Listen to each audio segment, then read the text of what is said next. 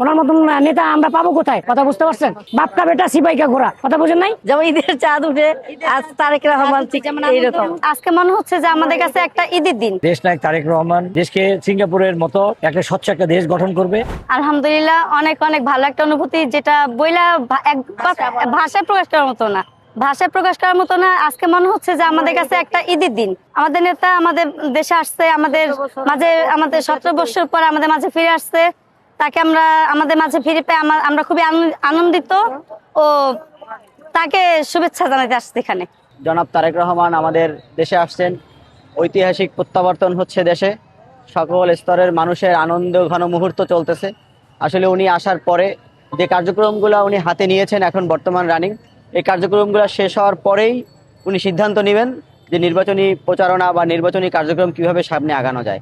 আমরা সিঙ্গাপুর বিএনপির পক্ষ থেকে বাংলাদেশে এসেছি।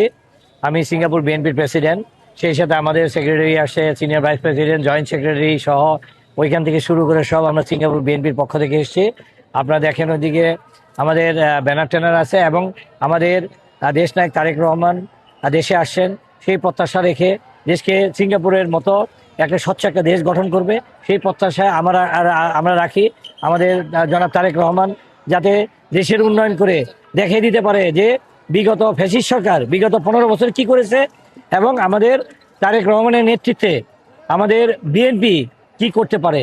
একটা আনন্দ ভাব আজকে আমরা দীর্ঘদিন যাবত অপেক্ষা করছি, আসতেছে কিন্তু আসতেছে না। এটা আমরা মানে দীর্ঘ অপেক্ষার যেমন মহেন্দ্রক্ষণে এখনো মানে যেমন ঈদের চাঁদ উঠে আজ তারেক রহমান এইরকম মনে হয় এখন সেই ঈদের মতো লাগতেছে। উনি প্রতি মনে হচ্ছে গিয়া উনি তো অভিভাবক, আমার কান্না চলে আসছে। 17 বছর ধরে ওনাদের আশায় ছিলাম, তারেক রহমানের আশায় ছিলাম।